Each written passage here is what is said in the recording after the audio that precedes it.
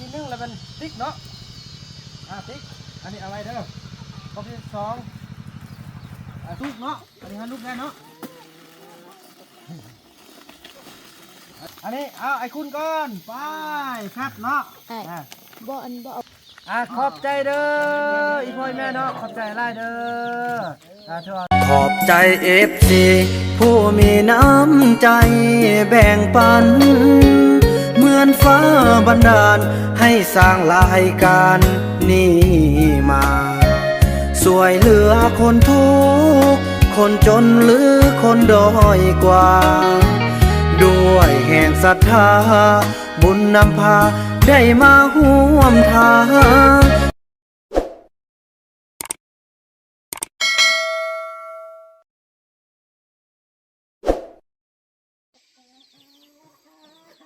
กับสบายดีและสวัสดีพี่น้อง FC ของบ่าวบุญนำกันเบิดสู่คู่สู่คนพี่น้องบ่ว่าสิอยู่ภายในหรือว่าอยู่ต่างประเทศกัน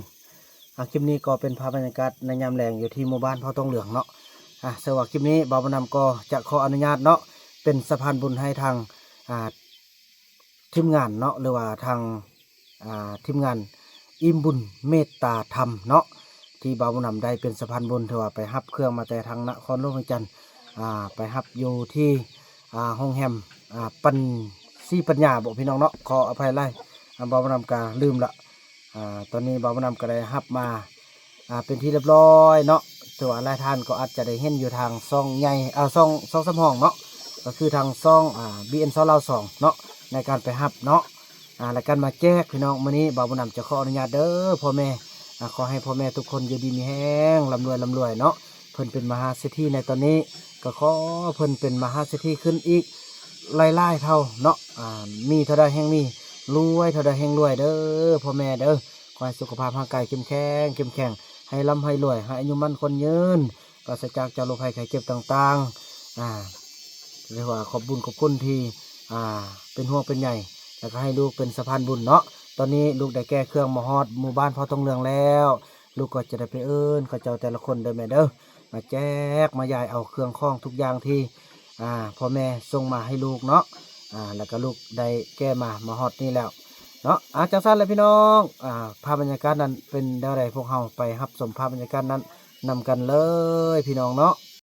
ถือว่าตอนนี้ทางว่าเครื่องข้องพวกเราเนาะพี่น้องเขาออกมาเป็นที่เรียบร้อยจะมีอย่างเดียวไปเบิ่งกันพี่น้องเนาะส่วนซัดนั้นก็อยู่ที่นี่พี่น้องเนาะเพราะว่ามื้ออื่นจะได้พากันเอาไปโอ้ไก่พี่น้องเนาะเฮาอนามัยแล้วก็นั่นเด้อไอ้ไปแต่ละคนเรามาเอาเครื่องเด้อเนาะมาแจกเครื่องเฮาป้าเนาะเฮาจิแจกเลยซะบ่ฮึมีผ้าบัดบ่ไอ้ไปเอาผ้าบัดก่อนไว้เอาผ้าบัดมาปูนี่บ่นี่เนี่ยผ้าบัดอยู่ลุ่มพี่ไอ้อย่าอยู่ลุ่มพี่เด้อเฮือนซาวติ๊กพี่เด้อนี่พอดีจะแจกมีแจกปลากระป๋องแจกมายังทุกอย่างหมดแหละส่วนซาดหันมื้ออื่นเฮาจึงค่อยปูเนาะปูเพิ่นมันเนาะถือว่าไปปูเพิ่นได้แล้วพี่น้องเนาะพอมื้อวานนี้มีทางคันเทิงเพิ่นมาล่อบ่าวบ่นำพี่น้องเอ้ยแต่บ่าวบ่นำมาบ่ทันค่าเวียกพี่น้องเอ้ยก็เลยเพิ่นไปปูท่าหน่อยนึงอีพ่อเพิ่นก็มาเฮ็ดประตูเนาะ แต่ว่าใส่ประตูให้มันแล้วมื้อนี้เพิ่นว่าเพิ่นมาตอนค่ำเลยตะได้อันนั้นนะโอ้ยน้องฮู้แล้วเป็นนั่นดอกเฮาฮู้แก่ใจขนาดเห็นบ่น้องเนี่ยว่าอันยาสูบน่ะยาสูบแหละตัวสำคัญนะแต่กะยามันเฮาฮู้ใจคนอันนี้ล่ะฮู้ใจคนละอันนี้ก็ถือว่าเอามีเงินซื้อก็บ่มีเนาะเงินเท่าปันกันน่ะเขาจ่ายหมดแล้วนางลี่ยังบ่จ่ายเลยนางลี่เราก็บอกแล้วเด้มื้อนึงไปเอานี่อันนั้นแสดงความบ่ซื่อแต่ก็เฮาเป็นการซ่อนบัดนี้ซ่อนใจลาเฮาก็ค่อยซ่อนซะนี้ข้างหน้านี่เอานักได้บัดนี้เฮาซ่อนกันแล้วครั้งนี้นะคือว่ายาสูบซื้อเป็นซองเป็นตุดว่าสุดท้ายมีแต่ซองตุดนึงมันมีเท่าใดมีจักซองมีฮอด10ไปซองติบ่เป็นหยังเฮาผ่านมาแล้วก็บ่ทันเป็นตึมที่ฮู้มันเศร้าน่ะเอาข่อยลูกอยู่หั่นเนาะข่อยนึ่งข้าวนึ่งข้าวแล้วข่อยวีข้าวข่อยก็มาอยู่หั่นอยู่เฮือนเบิ่งเอาป้าคือว่าเขาว่าไปตักน้ำลิบเข้าเฮือนหั่นมีกระเจกไข่ข่อยมาป้าธรรมดาจะมีกระเจย่างก็ยาเขาบ่ได้หมด10เบิ่งก็เบิ่งละลาน้องลืมไปบ่เป็นหยังเนาะน้องล็อกไปแล้วน้องลืมทอดนะมันก็เห็นข่อยก็เอา ฮะ ยังบ่ได้ญาติบ่เข้าบ่ได้เนาะ แม่น ค่อย แม่ ก็ น งงเลยค่อยก็คิดต้นได้ แม่นละนี่แหละมันซ่อนในคนหัวผู้ใดจริงใจและบ่จริงใจต่อกันเฮาฮู้แล้วกันตัวเฮาก็ฮู้แน่ไอ้ผู้นี่เอาบ่นี่ผู้นี่มาๆนี่เพราะมันอันน่ะเพอว่าเรื่องอันเคยไล่เนาะเคยไล่มาล่วงเอาของอยู่ในเพราะว่ามันนำลืมกุญแจพี่น้องเนาะลืมกุญแจนี้ใส่ล็อกเลยบ่ทันทอดลูกเครื่องก็เข้าไปคนเอาอย่างต่างเนาะ นางงงต้น เป็นอะไรอ่ะเอาเป็นบทเรียนแล้วบัดนี้มาเฮามาเอาหลายๆคนมาปูนั่นนี่เลยเนาะมาปูเอามาบัดนี้ไอ้ไปเอิ้นแต่ละคนน่ะมาหมดเด้อแต่ละคนบักทรงจูผู้เฒ่าผู้แก่มาหมดเลยมาหมดเด้อแม่ทัพแพทย์แม่ทัพมี่เอิ้นแม่ทัพแพทย์มาเอาเครื่องไว้เอาของกินไปเอิ้นอีแพทย์มาเด้มาเอาของกินลี่เอ้ยมาเอาเครื่องน้องเอาของกินน้องไว้พ่อน้องเด้เรื่องเคยไหลนี่โอ้พี่น้องเลยบ่ได้เรื่องทินสั้นมือยาวเนาะบ่ได้เด้นั่นนี่นะเห็นบ่พี่น้องบางคนว่าบ่แม่นอันยังรักเงินกันเล่าหั่นแหละฉันเล่าเซาลีเราบ่เว้านะเนาะดีใจที่มีผู้เป็นหูเป็นตาแต่ก็พี่น้องเอ้ยพอยาสูบไว้ท่านก็คือว่าอะไรพี่น้องบ่าวบ่นำกับพาดบ่าวบ่นำได้ใส่กระแจไว้แล้วลืมทอดลูกเนาะแต่ก็คือว่าแหละมันก็บ่น่านะพี่น้องเนาะบ่น่าเช็ดแต่ก็โทรศัพท์ก็มีเบอร์ก็มีเนาะไปแม่นั่งหั่นลูกสิเอาอันมีให้เด้อไปพี่น้องไอ้เกียมบัดนี้แต่ก็ซ้อนกันไปกันเทื่อหน้านี่บ่าวบ่นำบ่เอาอยู่เด้พี่น้องเอ้ยอะไรเทื่อแล้วเด้เทื่อนึงก็เอาเงินของเซาลีเนาะเทื่อนี้ก็เทื่อซ่องก็มันลักไก่ค่าไก่นี่ก็สุดรวมก็บ่เป็นหยังเทื่อซ้ำนี่เป็นอันนี้โอ้ยบ่าวบ่นำตะหลายคำหัวคำห่างกันโพดนี่ก็บ่เป็นหยังพี่น้องเอ้ยบ่ให้เป็นต่อไปถ้าเป็นบ่าวบ่นำบ่เอาอยู่เด้บัดนี้เตือนเราเด้บัดนี้เนาะจังซั่นเลยพี่น้องเอ้ยบ่าวบ่นำขออนุญาตคนเครื่องลงมาเนาะแล้วก็เตรียมจ่ายกันพี่น้องเนาะแม่นั่งหุ่นเลยแม่ลุงสิจ่ายเครื่องให้มาเฮ้ยเตรียมพากันลงมาเอาเครื่องนาทีปดเชือกปดเชือกไปนั่งนี่นั่งนี่ไหนไอ้เจิมเอ้ยนี่มาพูดเอาบ่มาบ่ได้ได้มื้อนี้นะเด้อบ่มาสิพากันแบกไปให้ได้ไปมาแต่ละคนล่วงพุ่นเลยได้บ่ได้อ่ะได้นะ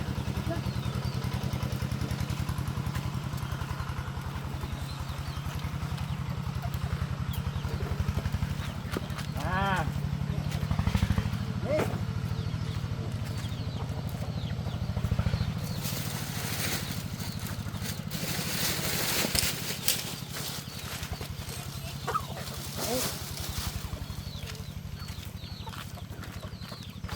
กระเดแบกเอานำได้เนาะ อันแค่มีอยู่เอาอันแล้วก็จุด แม่นเอาไป เอาไว้หุ่นอันแล้วก็เอาไปเวลาห่มเอาไว้หุ่นพวกนี้ น้องเอ้ยตอนนี้ก็กำลังกันเนาะมาขึ้นมาลงมาเอาเครื่องมาหมดทุกคนมาโอ้โธ่มานั่งนี่ผมจะได้แบ่งเครื่องเอาไปเบิดมีของกินนั่งคนได้ดอกนั่งคนเรียกกันเลยนั่งออมกันเด้อจะได้เฮ็ดเป็นจักครอบครัวเอาใส่ขึ้นไปครอบครัวเลยเนาะ1 2 3 4 5ครอบครัว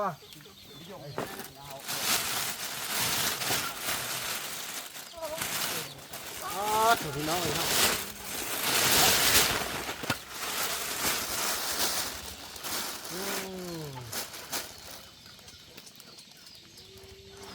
ยอดเลยเบิ่งเอาพักกันมานั่งเรียนกันไหมจะได้ได้สักทางเฟซบุ๊กดีก่อนให้น้องเบิ่งเอาน้องอันค่าตังกองไปอันตัวอันให้เมื่อกี้นะเอลี่นั่งยัง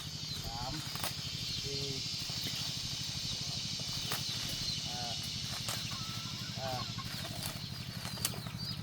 4อันนี้นี่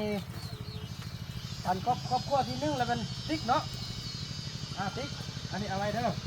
ครอบครัวที่2ซอรี่ซอรี่ตั้งแต่ถ้าว่าซอรี่เพิ่นอันบ่มากระยาพอเพิ่นอันแบบว่าบ่ถึกกับพวกเก่าหั่นนะเอาพวกไม่มาฮับเอาเนาะบ่เป็นจังไรเนาะ อันนี้ไอ้เครื่องกับไอ้เครื่องอันนี้มันเอากับไอ้เครื่องกับไอ้นุ่นรวมกันเนาะอันนี้เราเป็นกับไอ้นุ่นไอ้คูดเนาะไอ้คูดตัวนี้แล้วอันนี้นี่ติ๊กบลำล่างห้ามไปทำนี่เลยเนาะลังถ้วยลังพวงเด้ออันนี้เมทัลแพทย์อยู่กัน2 คนบัดนี้มีโอ้โหพี่น้องเอ้ยน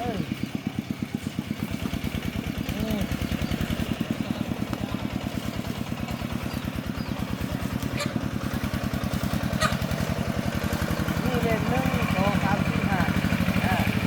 นี่อันนี้เขาพวกบ่ได้จะเอาเลยเอานี่ตัวนี้ก่อนไอ้นู่นมากกว่านี่ตัวนี้นะไปเอาจับเอาน้ำกันเด้อเขาควายเครื่องพร้อมเด้ออันนี้นึกว่าจะเอาตัวนี้ไอ้คุณเอาตัวนี้บ้านนั้นก็ผสมกันเด้อเปลี่ยนกันก็ได้เอาอันนี้ให้ทางเคยนี้แล้วอันนี้ทางต้องเด้อทำหน่อยมันจะไปเดือดบ้านนั้นเราพากันล้มตัวแกะออกไปใส่ท้องคำหน่อยเด้อแม่นพอจะให้กับเดียวมันสบายไล่คนเนาะอาสนะเราจะคำหน่อยเราอยู่คนเดียวพากันยิบคนละเล็กคนละเล็กใส่ท้องให้คำหน่อยเด้อโดยนี่สติ๊กเครื่องซึ่งลึงอยู่ไม่เป็นไรอันนี้ของพ่อ2 คนนี้เด้อนี่ฟองฟ้านี่1 2 3 4 1 2 3 4แพ็ค5นี่5อันนี้เนี่ยได้พุล้านแล้วอย่าลืมอันนี้คือกันอันนี้แจ๊กเอามาปั้นคำน้อยเลยเด้อหรือว่าคำน้อยไปซอกท้องไหมอาชิแจ๊กกันเลยไปซอกท้องไว้ซอกท้องใส่ไว้อาชิแจ๊กให้ตอนนี้เลยสิจกเอาคำกวนละป้องเด้อคำน้อยเด้อเราไม่ย่างไว้อันนั้นไม่ย่างกินเหล้าเด้อผมกินเด้อเหล้าเด้อน้ำกินเหรอน้ำเด้อแล้วก็น้อยเนาะอันนี้คำน้อยจีแกะอันป้องเด้อคำน้อยแล้วก็บ่หัวดูมันขึ้นไปเรื่องเลย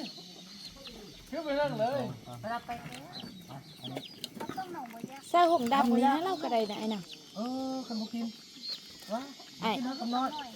โอ้เลย ใส่หงดำนี่คำไหน คำน้อยมาลูกน้ำนี่ก็ได้นี่ ลงมา สติ๊กมาบอกปลากระป๋องสันกับพอดีมอบให้อันไอ้เฟื่องกับไอ้นู่นเด้อกับพ่อเดียวกัน เฮียงว่าบุคือกันไปซอกอันผงย่างอยู่เฮือนจังได้อยู่บ่ได้เฮือนซะเลยมาอยู่ลุ่มนี่เอา อันนี้2 คนนี้อันนี้ฮันเด้ออันนี้2 คนนี้เด้อนี่2 กินกันเด้อนี่แหละพี่น้องเอ้ยเนาะก็เรียกว่าช่วยคนกาเขาก็ได้กินแน่พี่น้องเอ้ยขอบคุณเนาะทางพ่อทางแม่อยู่ทางนครเรื่องจันทร์นั่นก็คือทางทีมงานอิ่มบุญเมตตาธรรมเนาะตอนนี้ลูกบุญนำกำลังแก้ให้เราเด้อแม่เนาะทุกกิฟทุกมั่นทุกอย่างที่ว่าหมอนมาเถิดเขาเจ้าคำน้อยอันน้องเอาตัวนี้เลยเพราะอันเขาเจ้าบ่ยักอันเบิ่งเอาทุกอย่างตัวนี้ใส่เนาะลงแบ่งคำน้อยกันพี่น้องอันนี้อันนึงเลยอันนึงแล้วก็มีบ้านนั้นพากันจุกเอาเบิ่งเอาเก็บปั้นคำน้อยเด้อเอาคนละอันคนละลงมาหน่อยเติมมาได้ละอย่างตัวนี้สติ๊กเลยจกเราเอาซะเอาจกกันแล้วเนาะนี่ไอ้ข้อเด้อปั้นคำน้อยเนาะเอาฮักแบ่งกันเนาะคำน้อยคือกันเรากินหมดแล้วก็มาบอกไอ้เด้อเติมอันนึง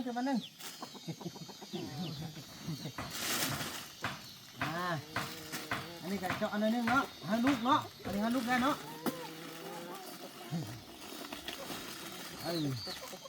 อันนี้มันบวกคำน้อยพี่น้องนี่นะแล้วอันนี้ได้แล้วยังน้องเนาะ1 แพ็คโอ้ยแล้วบ้านนี้มีสำเร็จของปลาสำเร็จอันนี้เฮียดีเข้าไปเฮียบอกเขาเนาะคนแล้วถ้ามันเฮียจะทีนี้ขนาดของคำน้อยบันนี้แฟบเด้อแฟบนี่ อาจจะให้ผู้อันล่างลาพ่อก่อนมืดละจริงมาเอาไว้เด้อแล้วอาจจะเอาไว้อยู่นี่ก่อนเอาให้มืดประเดียวกับยามันสิเสียเรื่องเครื่องที่ได้มาเนี่ยห้ามเอาไปค่ายเด็ดขาดเด้อห้ามเอาไปค่ายห้ามไปห้างผู้อื่นเด้อให้พวกน้องใส่อยู่นี่ให้มันมืดทุกคนเด้ออันนี้เอาไอ้คุณก่อนไปครับเนาะ ไอ้บ่อันบ่เอาป้าไว้บ่อนอาบน้ำหันเฮาเอาป้าไว้บ่อนละอันเอาว่าคันเฮาเอายายในบัดอันสมมุติว่าเฮาผู้เนี่ยออกไปใส่มืดแล้วเนาะบัดที่ไปเอานำคือจังเฮาจำเก็บไว้แล้วไปเอานำเราบ่อยากให้ก่อ เอาออกตัวนี้นี่จะได้เอาท่านเอาไว้ห้องน้ำพุ่นอันนึงห้องน้ำพี่อันนึงคันมืดแล้วก็บอกแล้วก็มาไว้เอาไว้นี่เอาในนี่บอก อันนี้ก็ได้ เลือกเอาไว้คนละอันเลยนี่จะได้ ไปคิดจะเอาเฮ้ย ทำกันสนะเก็บไว้ห้องน้ำไว้นี่เอาสนะเนาะมืดแล้วก็ อันนั้นเบิดแล้วก็มาเอาเด้อ มืดแล้วก็บอกแล้วสบู่นี่จะจ่ายแท้สบู่นี่เนาะ สบู่ให้เขาจะเอาคงให้คงมัน สบู่นี่เอาบุมินอาบได้ ดักแล้ว สบู่ตัวนี้ดีก็สอติด เอารถเอารถ เอานะเอาไว้อาบอาแกะมิ้นเอานี่ใส่หอมนี่เด้อสบู่เด้อนี่เด้อไอ้นู่นไอ้เฟืองไอ้ส้มคือกันเด้ออยู่นำครอบครัวนี่เด้อเคยโอ้ยังคำน้อยเบิ่งนั่นนี่ซะ คำน้อยแกะน้ำแม่เราก็ได้ อัพแล้วแกให้ลูกเด้อ มีเฮาเฮ็ดแล้วบ่ลำอับ ไม่ต้องแพทย์นี่แม่นเลย สี่มือนะไปตาม สี่มือแล้วอัพแล้วนี่โอ้หนักขนาดสไลด์นี่เดี๋ยวแบกเลยสไลด์นี่นะสไลด์เป็นทุ่งเนาะ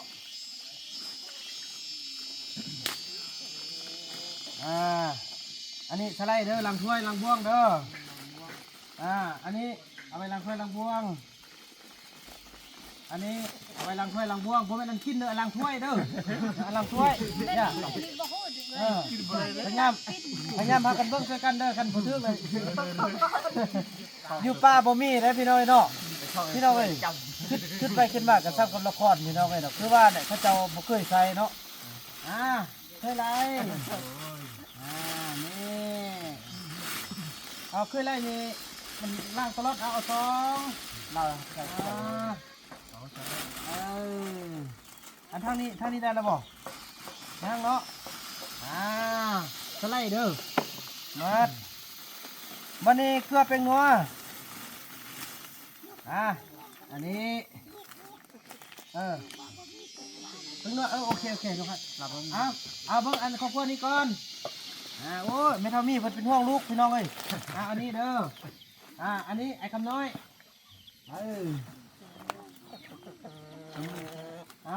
อันโอ้ อันนี้คุมจับปีน ติ๊กเนาะกินน้ำข้าวเคยนี่เด้อพอติ๊กนี่เราก็มากินน้ำข้าวอีกแล้วเนาะแม่นมันนี่เกลือนี่นะเกลือนี่ไอ้นู่นนี่เกลือนี่มันอยู่สุดสลายเด้อสลายมันเข้มเด้อไอ้คำน้อยเคยไล่อันนี้ติ๊กกี่สลายอันนี้นะเอาไปจำ เอาไว้นำของคนเนี่ยเอาไว้นำคุยไรซาลี่บอกมาพวกพี่น้องเพราะว่ามีพวกเก่าคือกับพวกเก่า ล้างเกียร์ แล้วน้ำปลาเดี๋ยวได้ก็ต้องไปคั่วมันเด้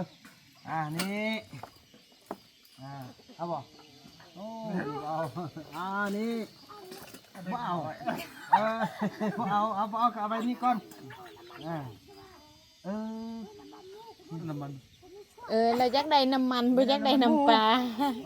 เนี่ยว่าแท้ว่าดีนี่นั่นนี่ซะ เอาไว้ เอาไว้เพราะว่า ตอนทำบุญ เพราะว่าเฮาสิคั่วกินบัดมือขึ้นเงินไว้เฮาแม่นอันนี้จะเอาไว้กองกลางเนาะ ถ้าเราบุบินคนมาอ๋อ แม่นมีซาอิ๊วเนาะนี่พี่น้องเอ้ยมีซาอิ๊วแล้วก็น้ำปลาเนาะเอาไว้คั่วอยู่คั่วกินฮอดมื้ออันนั่นละแซ่บนี่คือเก่าเนาะนั่นนี่ก็คือเก่าแซ่บนี่เอาอันนี้เราเอาไป